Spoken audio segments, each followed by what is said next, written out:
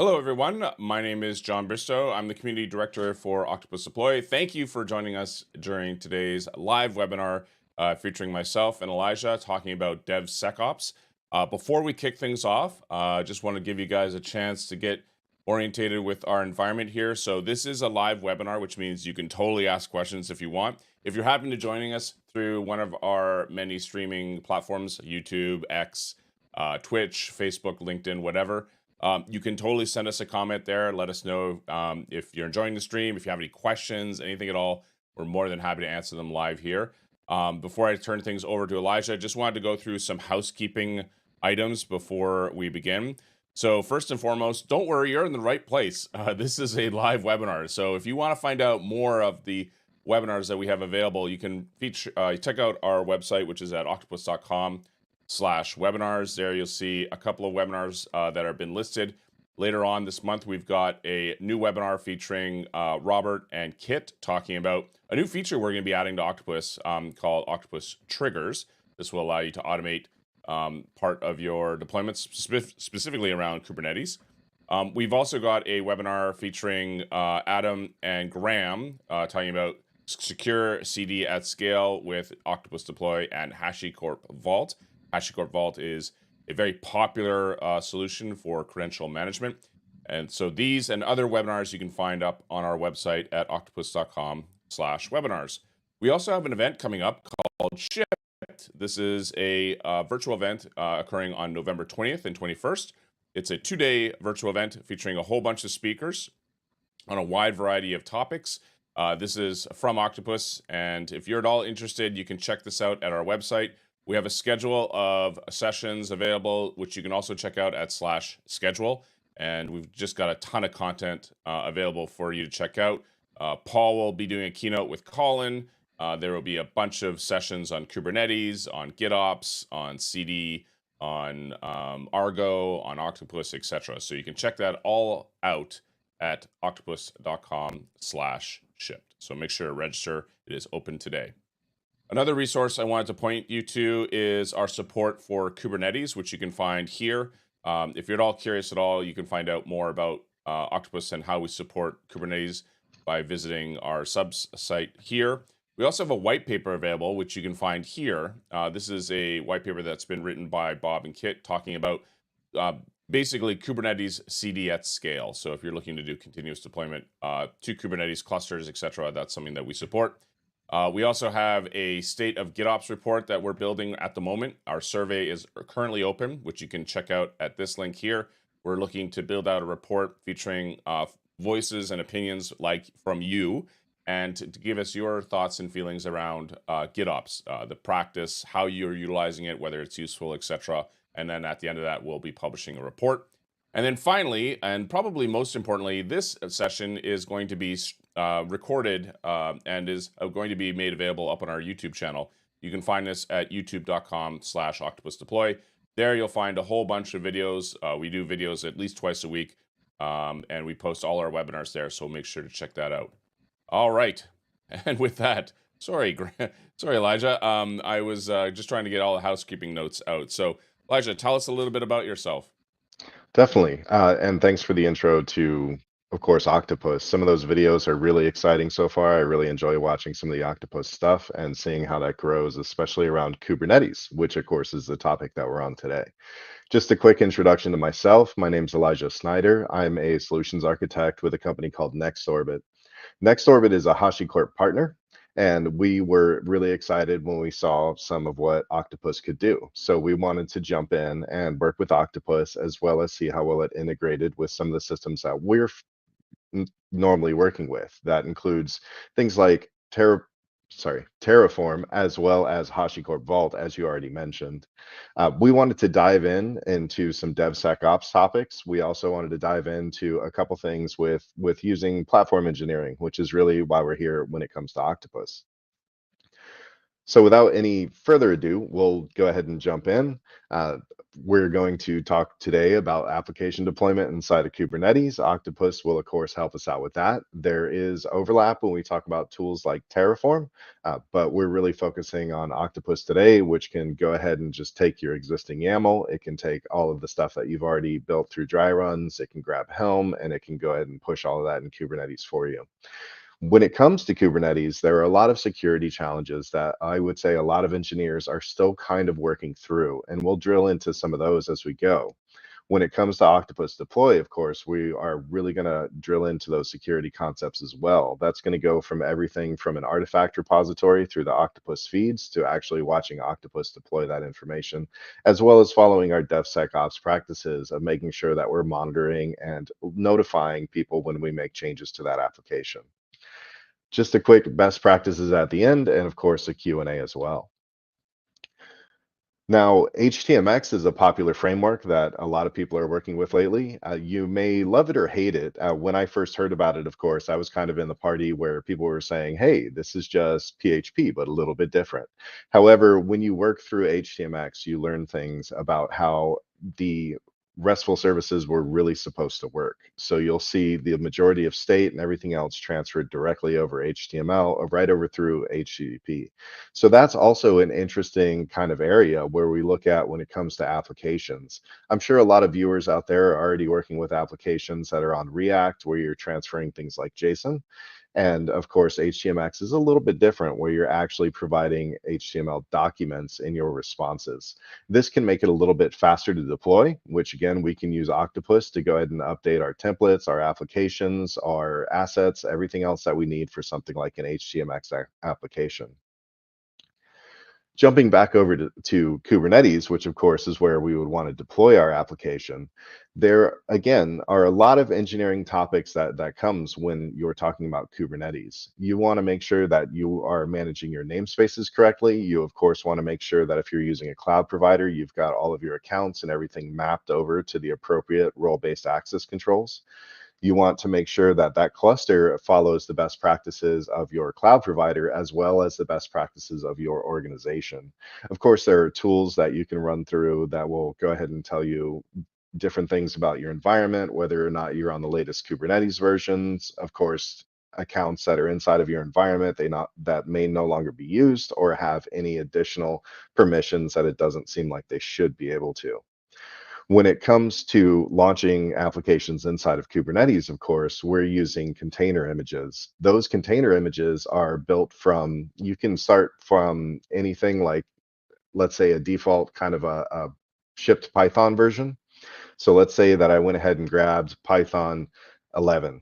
And so we found out that one of the packages that I'm using may have a dependency on a product or a repository that happened to be including some binaries or something or building packages that are not exactly up to snuff when it comes to our security posture. That also applies to, of course, the versions that we're using of the actual tools, whether it be Node or whether it be Python, or even if we're using Go, we want to make sure that we're doing things in a secure manner, trusting that our supply chain is going to work correctly. There's been a couple back and forth on supply chain when it comes to things like Python. We want to make sure that we are shipping applications to a trusted source. Again, Octopus comes here to the rescue, where we can go through our feeds and see all of our artifacts and the latest artifacts presented. We can go ahead and scan those and then let everybody know when we've released a new, more secure version. When we work through all that, of course, we're going to have all of these dynamic environments. Other people are going to be working inside of these environments alongside us. We may introduce additional security practices. There are, wonderful advantages to using something like Istio, of course, and whether or not you're doing something like a microservices framework. Of course, you've got a lot of moving parts in there. That's where our CI part of the CI/CD comes in. And then of course we use Octopus to make sure that we actually get that delivered into an environment in a smooth, enjoyable way for developers, so that they are able to make sure that we get those products delivered with the correct versions And of course, if there's any other dependencies, we wouldn't want to ship a microservice that's expecting to use a specific call to another microservice that may be out of date or out of version. So again, Octopus comes to a rescue for us, where we'll be able to see that overview, that single pane of glass, be able to see what other people have done inside of our environment, and really be able to lock in a workflow where our developers enjoy it, as well as we've got all of these additional systems in place, from protecting the supply chain through the artifact repositories. I believe Octopus uses its own feeds, as well as, I think we talked about Artifactory, didn't we, John? Yeah, we did. So Octopus has this concept called feeds, which is basically a way for you to set up where to go get packages/artifacts. So it can point to a variety of locations, including Artifactory. Yeah. And again, just to touch again on how critical it is to consider that supply chain and being able to monitor exactly what's going on with those artifacts when they're shipping, how you can keep your versions correctly. But most importantly, I would say, especially with some of the news that we see going on when it comes to different package repositories that are facing challenges where somebody has actually injected malicious code inside of a package or tricked a developer by using a name almost like the package that they were trying to grab. So in those instances, of course, we would have a container that was insecure. It may not have the correct versions. We, of course, want to see when we shipped that container to find out exactly if there was a security event that we wanted to be aware of. And of course, using Octopus to see that single pane of glass will help us out when it comes to all of those moving parts. Now, NextOrbit is a HashiCorp partner. We have several ambassadors on the team. Many of us actually worked for HashiCorp and saw some of the tools go through a lot of different lifecycle changes. A lot of us watched Terraform Enterprise grow up. We also watched Vault change a lot of the ways that the workflows worked. HashiCorp Vault, I'm sure everybody's familiar with, is a way that you'll be able to store secrets. You'll be able to store API keys, passwords, everything else. And Vault is one of my favorite things about Vault, and this, of course, not just because we're a HashiCorp Vault, or I'm sorry, not only because we're a HashiCorp partner, but also because I enjoy using the tool Vault. You can access that through common languages like Go, Python, Node, whatever you want. You can interact directly with Vault thanks to some of their client libraries. But one of my favorite things, I'll tell you, I am a curl junkie. I'm not Okay. sure how many other people, are out there, banging away at curl when it comes to trying to test different endpoints, as well as going and fetching secrets and everything else. I absolutely love curl. I'm not sure if there's any other tools. Are there any tools that you really like, John? Is there like a Insomnia or a Postman, or do you bang out curl requests? Yeah, I'll use Fiddler from time to time. I really Fiddler. like that tool for just inspecting HP requests. But yeah, a bit of a curl junkie myself. I'm dabble in PowerShell from time to time. So don't be afraid of command lines. They're there to help. Absolutely. And of course, Vault comes with a really robust command line as well. With the Vault CLI, you'll be able to add keys, you'll be able to review keys, and of course, you'll be able to use that with your applications. There was a feature introduced not too long ago where you can actually use the Vault CLI to pre-populate your environment with those secrets. So once again, developers can have a really easy experience where they're able to grab those secrets directly from Vault and populate that environment. Developers might be used to using something like a .env or some sort of strategy along those lines. And of course, we know what generally happens with something like that. You have to be very aware that you haven't accidentally checked in that environment file. You want to make sure you've got your git ignore up to snuff. You want to make sure that all those secrets are in a secure place. And Vault is a really great place for that. Just on Not that only note, the thing about environments and environment variables is that they also change between deployment targets. So things right. change as you move from, say, development to staging to production. So you got to be aware of that as well. But you're absolutely right. The good news is if you're using a platform like GitHub, there are ways in which it will detect whether or not you've leaked Right. keys and things like that. It will notify you automatically in some cases. So yeah, you've got some protection there. Definitely. And of course, since this is about Octopus, we can use Octopus Deploy to reach right into Vault like we can with our applications as well. Vault, of course, has policies around different credentials. You can create different namespaces, you can create teams, you can add different abilities to have that role-based access control in place. And you can also do the same thing for machine-to-machine authentication. We spoke about some microservices earlier, and of course, when it comes to microservices, you want to make sure that you have that zero trust. We want to make sure that we've got certificates in place. If we have to use something like a username and password, we want to make sure that we have that in place. Of course, that would be sort of a legacy system scenario, hopefully. And so that machine-to-machine authentication is really helpful for Vault as well. And if something happens, of course, you can go ahead and rotate that. Speaking of rotation, Vault, of course, will be able to rotate your passwords when it comes to something like MySQL, Postgres, all that stuff with Vault Dynamic Engines.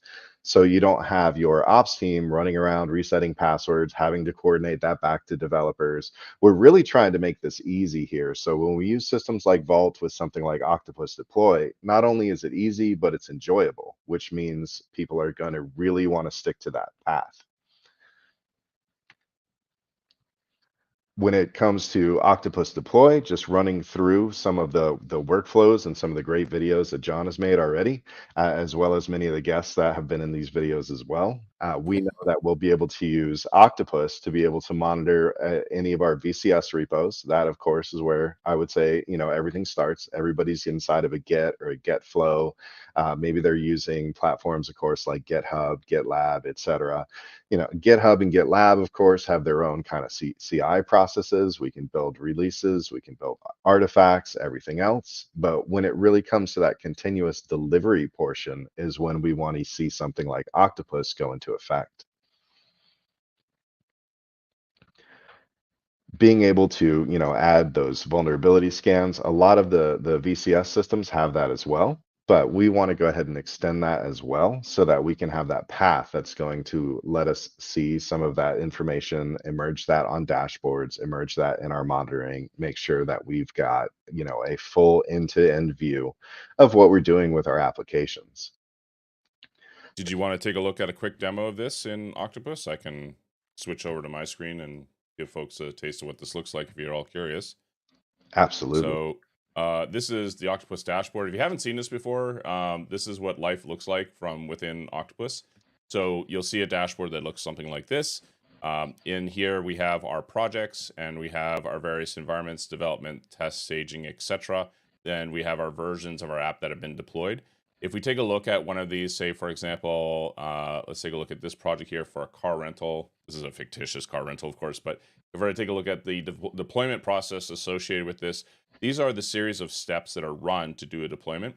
And as Elijah was saying, there's integrations that you can use in the case of DevSecOps for things like Vault, for example. So if I wanted to, I could add integration with HashiCorp Vault directly within Octopus itself and make it part of that deployment process.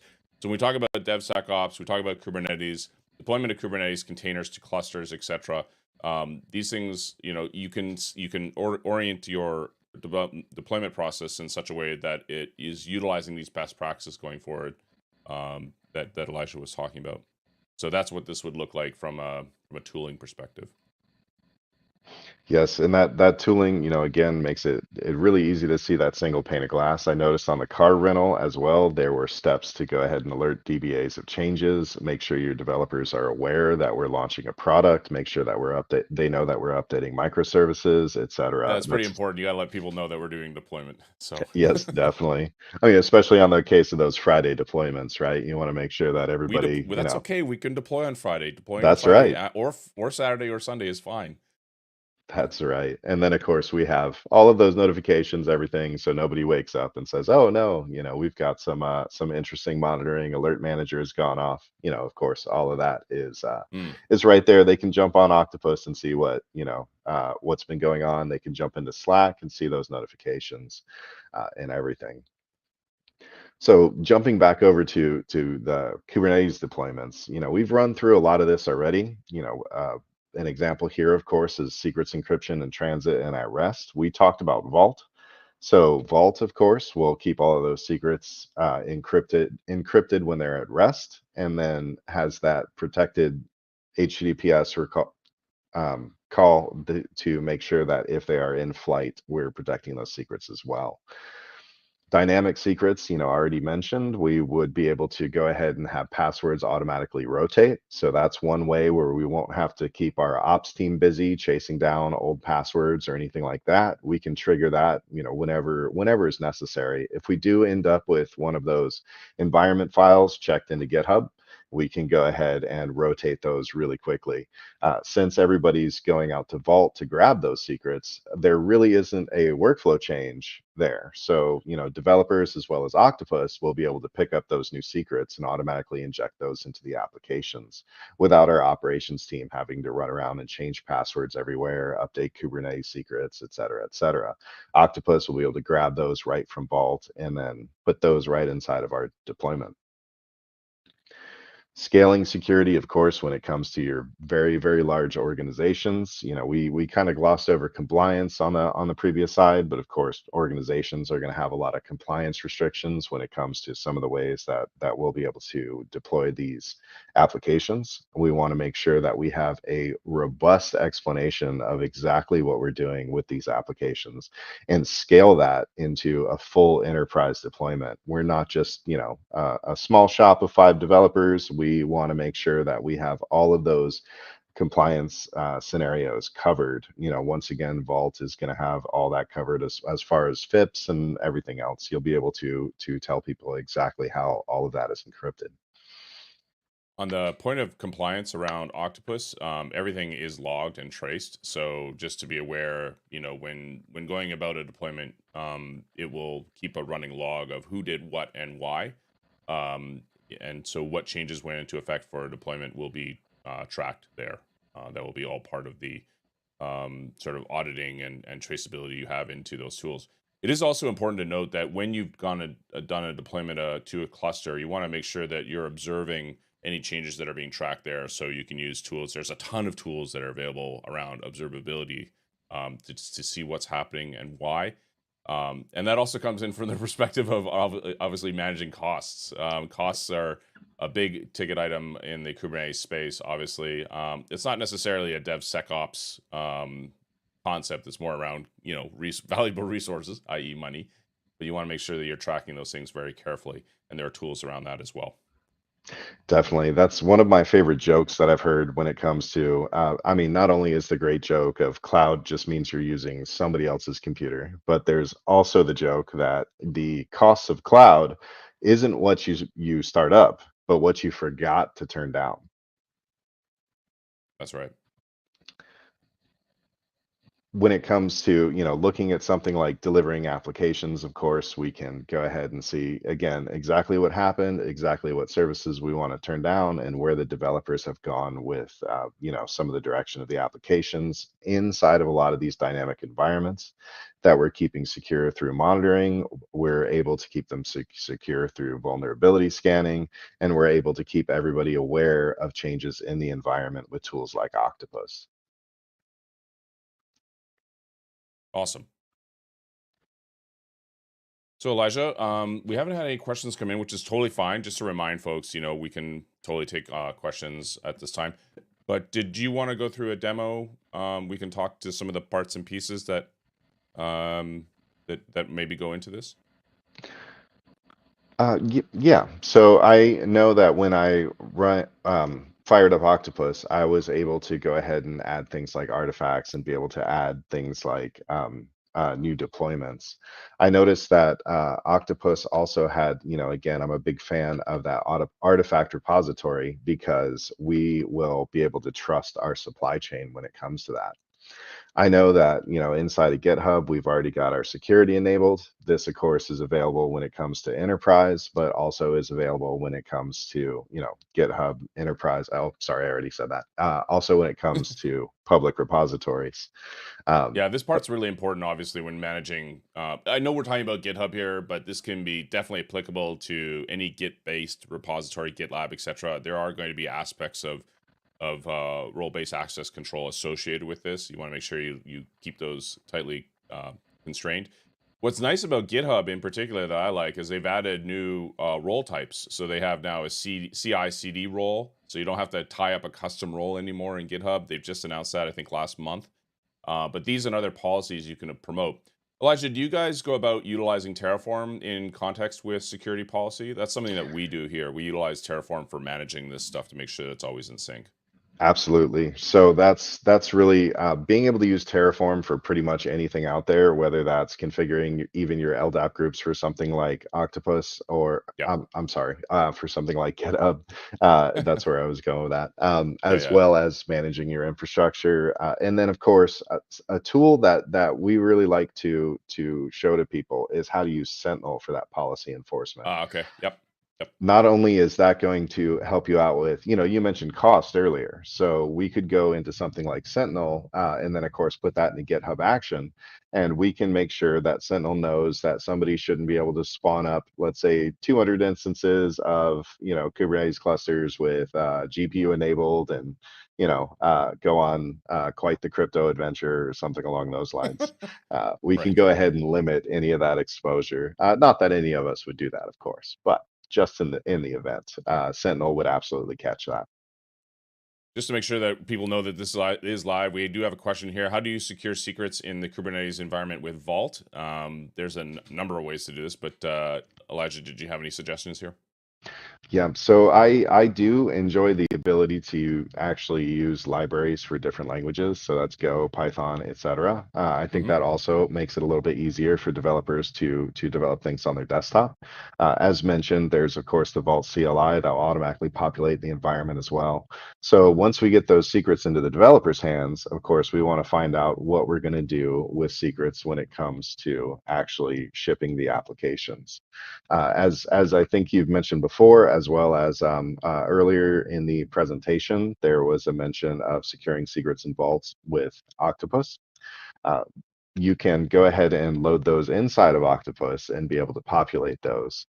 When it comes to actually populating inside of Kubernetes, there are, several different ways to go about doing that. You can use Yep. traditional workflows. You can use Terraform, of course. Terraform can go inside a vault, pluck out that secret, and then of course add that into your secrets inside of Kubernetes. We were talking about some of the different ways that GitHub has pivoted as a really great tool now as well. Hmm. So Hmm. GitHub secrets can also be populated when it Yes. comes to, using something like Terraform with GitHub. So that way you have, access to those secrets inside a vault, sort of end to end. Your developers can use those right on your workstations. The developers can use them inside of tools like Octopus to really get that golden path forward. They can use them in tools like Terraform, so that CI/CD, kind of jumps in there, where you've got infrastructure as code, where you've Yes. automatically got those environments populated. You can drop them into Kubernetes secrets. You can manage AWS secrets engine and other provider secrets engines to go ahead and create those secrets. So there's a lot of wonderful ways that you can pivot when it comes to something like Vault. And Just because to sorry to interrupt, I'm just going to quickly show what this looks like inside of Octopus. Sorry, I keep interrupting you. You've got some Oh great. no. Just wanted to show what this looks like. So we have this concept called variables in Octopus. This is how you expose these things. You can see we have secure or sensitive values, which are one way. You can only set them. You can't, and then they are basically set for that purpose. And then you can't read them out here, except in the context of obviously a deployment. So that's how those things are utilized on that. Anyways, jumping back to your screen. Sorry about that. Yeah. Oh, so where were we? I mean, I guess that's another advantage to Vault. You've got companies like NextOrbit that are HashiCorp partners that will work with developers, that will work with your team to go ahead and figure out how to get Vault injected into your environment. But then you've also got really great providers like Octopus Deploy that can jump into Vault because it's such a popular tool that a lot of developers enjoy and use out there. So once again, we've got that really happy developer path. So it's not a trudge to go through and try to figure out if we've got, our environment files in here, make sure we've got like a golden git ignore that everybody's using. We want to make sure that, we've got our passwords rotated when it comes to some legacy systems where we might not be using certificates or anything like that. And so really Vault comes in really handy there. The where were we? I forget We're in exactly. GitHub. Yes, Sorry, we're that in was like a GitHub. We're in GitHub. total tangent there. Sorry. So we're in GitHub. We're looking at RBAC. We talked a little bit about RBAC. But I guess the next step from here is we've got a CI process that will then kick off a build, possibly a compile, but do generally generating an image that we will then use for a container in the context of Kubernetes. Right. And so we've got our GitHub Actions, which I've gone ahead and created a fairly naive GitHub action as part of the GitHub workflow here. But of course, Octopus also publishes their own GitHub Actions to be able to integrate things like monitoring these releases inside of the platform. Isn't that right? Yes, that's correct. So just to kind of break this full circle, if I go ahead and switch over here to my screen here, if you go to github.com/marketplace, this is where you can go and see all kinds of things like the apps and the actions and all that sort of stuff. If you do a search here for Octopus Deploy, you'll see a bunch of things that look like this. These are some of the actions that we've built here. So what this means is in the context of a CI process like with GitHub Actions, if you're doing a build, you can then, once you've done all your steps as part of the CI process, you've done your tests, you've created your image, you're ready to formulate a container, etc., push it somewhere. Then you want to utilize one of these actions to integrate with Octopus Deploy. You can also use our app as well, but that's basically how you link those two systems together. And it doesn't have to be GitHub. It can be TeamCity, it can be GitLab, it can be Jenkins, it can be pretty much any CI process. We're using GitHub here because it's sort of the canonical example these days. Right. It's very widely used, but yeah, that's kind of the idea. So coming back here into GitHub, you can see we've got our GitHub action runs here that are based on YAML, and that YAML is just going to be a whole description of what we're doing for that CI process. Yeah, and so just to give you a quick drill down, so when it comes to building this specific application, again, I made an extremely naive uh, GitHub action workflows, or sorry, GitHub workflow. So that way that we went ahead and created that artifact. In this instance, we're using the GitHub container registry, and Octopus will actually be able to go ahead and monitor that as we add those Octopus actions into our GitHub workflows. I wanted to just jump over and show, a very, again, this is extremely naive. If anybody's ever worked with any of the GitHub actions before, we've got, a quick, let's say that we've got any semantic tag. So we have that v1.0.2 or something along those lines. I'll go ahead and ship that. Of course, we just build a Docker container here and we send it off. These containers are scanned in things like GitHub. You can also Mm-hmm. use several different third parties to go ahead and make sure that you're scanning those containers before shipping them anywhere.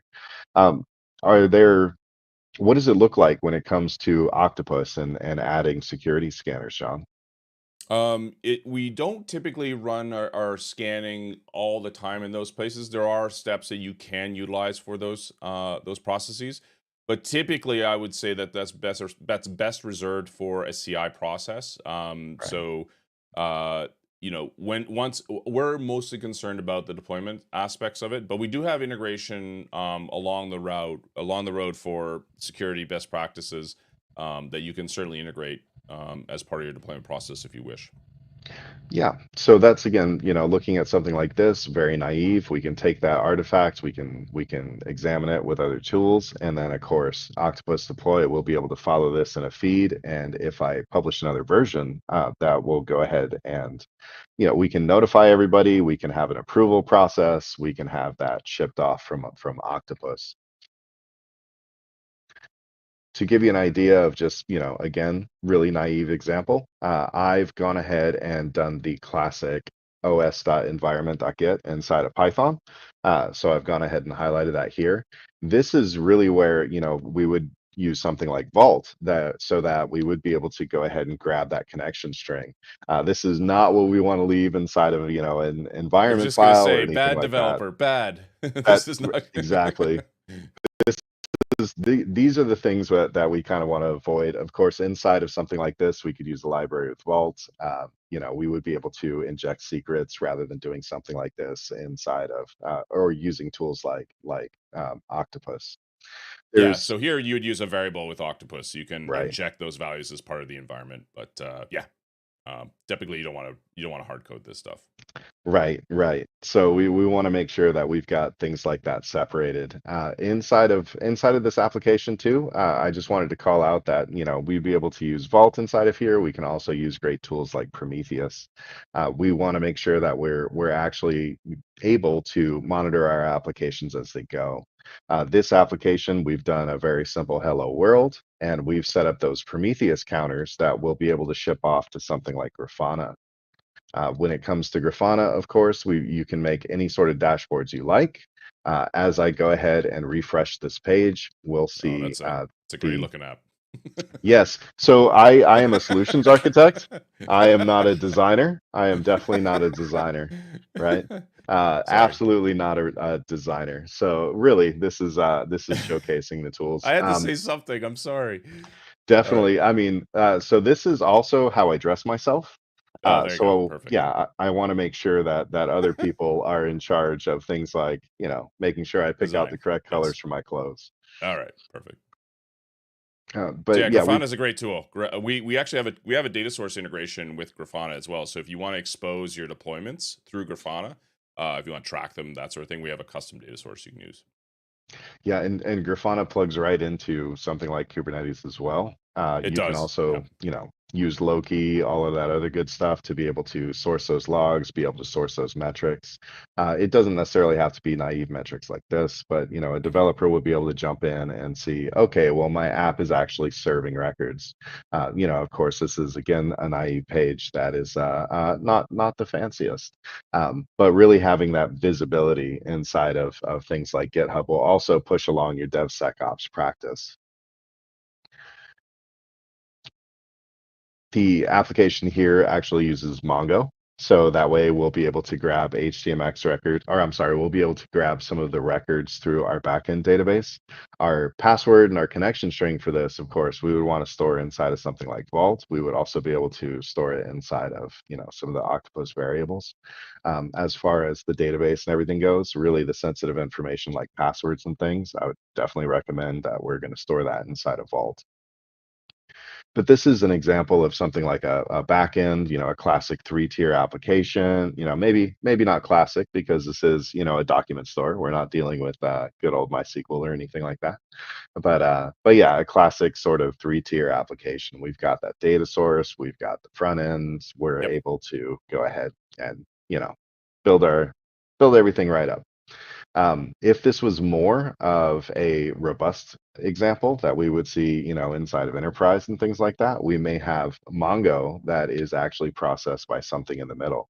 We might use Mongo to store records. We might use Mongo to, source those records. We might, use any additional resources that we would have out there.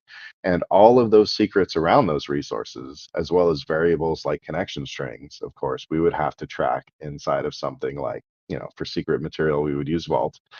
For any of our variables, we could put that right inside of Octopus. So if we change MongoDB collections, if we go ahead and want to change something where we've got to update a password, all of that would be something that we would have right inside of our application. Speaking of that application, of course, as well as Vault, then this is the dashboard that you get when you jump over to HashiCorp. This features things like Terraform Enterprise, everything else as part of the HashiCorp cloud offerings. It does include, our secrets for our application. Inside of this, I've added our Octopus demo with some basic strings that we have here, usernames, passwords, endpoints, connection strings, the pretty much the de facto kind of variables that we would have in Hmm. there. Hmm. Do you happen to have an example of where you might fetch something outside of the HashiCorp Vault that you've made in Octopus? Oh, that's a great question. Actually, let me switch over to my environment here. So this is our samples directory here. So this is our samples app up here at the top. There's a feature called Spaces. Spaces allow you to separate basically projects from each other. I'm trying to remember if we have one that is recent that utilizes Vault. I don't know if we have one out of the box, but we can just take a look at I'm going to go back to the car rental again. So go Right. back to the car rental, take a look at the process. I'll show you what this looks like when you go ahead and add the step. So here, this is where we're going to retrieve a secret. So in that previous screen, you saw Elijah show what it looks like when you're persisting secrets inside there. So here on my, if you haven't seen this before, don't worry. This is our deployment process here. So step 1 to step 9. This is like do this, do this, do this, do this. This is how I do a deployment. And in here, as Elijah mentioned, we're notifying folks on Slack. We're doing a manual intervention here, things like that. So let's say, I don't know, for whatever reason, I want to come in here and I want to do, okay, I want to retrieve a secret. So I can type in vault. And you can see here, we can do a variety of operations here. So I can retrieve a key value here if I wanted to. I can also retrieve other values as well. I can do, if I'm using JSON web tokens, I can utilize these in the context of a conversation with Vault. Sometimes this is necessary when performing those operations, but this is essentially how I would go about adding this step. And then once you've done that process of installing and adding the step itself, we give you all these knobs and buttons for controlling how that step operates. So I know this looks really daunting, but don't worry. The most important stuff that you want to pay attention to is in this section here that is particular to Vault. So it's going to ask you things like, okay, where is your Vault server located? What API version are you using? What is the namespace that you want to use? What is the token you're going to use for authentication, et cetera, et cetera, et cetera. Whether or not I want to print out the variable name itself as part of my deployment process, et cetera. There are other things as well that I can control. So again, these are things that are outside the context of Vault, but this is how you would go about integrating as part of that deployment process. Right. And so that's where you would be able to use different strategies inside of Vault. For this one, we've used just basic KVV2 strategies. This is again where you'd be able to add dynamic engines if you had your own backends that you wanted to use, such as any of the SQL engines. You can also add a variety of different information to KVV2. So if you want to version secrets, things like that, you can put that in there as well. This does allow us to add things like app roles, and you can see like right on the dashboard here, we can add different role assignments to see who has access to these keys. I thought it was pretty interesting when I first look at some of the ways that you would be able to use Vault with Octopus Deploy, especially the idea of don't print my secrets to the screen. That was Yeah. that's a great step. So if you've used GitHub and GitLab for quite a long time, then you know that at one point in time you would pretty much see everything. If you were able to get Sure. access to that CI, you could see everything. Sometimes your developers can do really tricky stuff too. So they might, base 64 encode a secret and then cut and paste it somewhere else. Don't do that. That's not great. Mm. That's not great. Being able to just hide that secret inside of something like Octopus Deploy is really nice. You can have a separation of duties there as well. So you've Mhm. got your developers working on that CI/CD, and then you may have your operations team that's working on creating those workflows inside of Octopus Deploy. And then, of course, you've got your product owners that are able to see all that through notifications in Slack. It's a really, really nice, kind of end to end from everybody working to get a product into production. Awesome. Um, All right. Don't see any other questions listed here. But what I might do is I will switch over to my slides and talk a little bit about kind of some of the things that are worth mentioning here in the context of this conversation. So if you haven't seen this report, this is a state of Kubernetes security in 2024 report. This is from Red Hat. They've done a lot of work asking folks questions around things like, what are some of the top concerns you have around Kubernetes security, et cetera. Definitely something worth taking a look at. These are some of the key findings that they found. Obviously, the top one being of organizations are delayed or slow down their deployments due to Kubernetes security concerns around Kubernetes. So the whole reason why you want to take these practices into account, continuous delivery deployment, best practices around security, utilizing concepts like RBAC, making sure you're monitoring things, utilizing tools like Prometheus, Grafana, getting really slick at CLIs like kubectl, etc., monitoring the life of your pods, etc. These are really important things for you to keep track of going forward as part of your process, your DevSecOps process around Kubernetes. And so these are obviously exemplified by the security port that's listed here. So that's important. So just to highlight some of the best practices, just to wrap things up. So make sure that you're utilizing RBAC role-based access control as part of this. Make sure that you also be careful about your network policies, specifically around your clusters. So, defining your ingress and egress policies around Kubernetes clusters is really, really important. Also, make sure that you maintain a regular audit of your configuration. So we highlighted or talked to it a little bit around environment variables. You saw examples of this with variables in Octopus Deploy. We talked a lot about this in terms of Vault for credential or secrets management. These things are really, really important, and tracking who has access to what is going to be a top priority, because it's going to give you more confidence going into your deployments if you know that these things are locked down. Also, make sure that you do regular audits. This is something that is important. You want to make sure you're constantly checking to see whether or not people have access to certain things that they shouldn't. I know that things in a development environment, things can get a little bit loose. Sometimes you tend to open up a little bit more as your development teams get a little bit more, let's say, a little bit more mature in their use of Kubernetes. They tend to open things up a little bit. I want to use kubectl. I want to manage this. I have to, maintain this this system as part of the process that I'm building out. You want to make sure that you keep those things under wraps, and you're constantly auditing those things for both security access and compliance. And then finally, you can utilize Kubernetes security posture management. There are a variety of tools around KSPM. This is something that is heavily utilized in this space, and it's important to keep those things in check. So with that, make sure that when utilizing security in the context of your development workflows, make sure that you're utilizing security along the entire length of your pipeline. You want to shift left your tools more towards the developer side. Utilize, there's a variety of ways in which you can do this. This is independent of Kubernetes itself. Static code analysis, for example, credential management, making sure that variables aren't leaking, etc. You're utilizing tools like GitHub, GitLab, etc. Those are tools. I mean, they give a variety of capabilities around them. Utilize what's available in each marketplace for those solutions. There's a variety of checks and compliance checks. You can use those.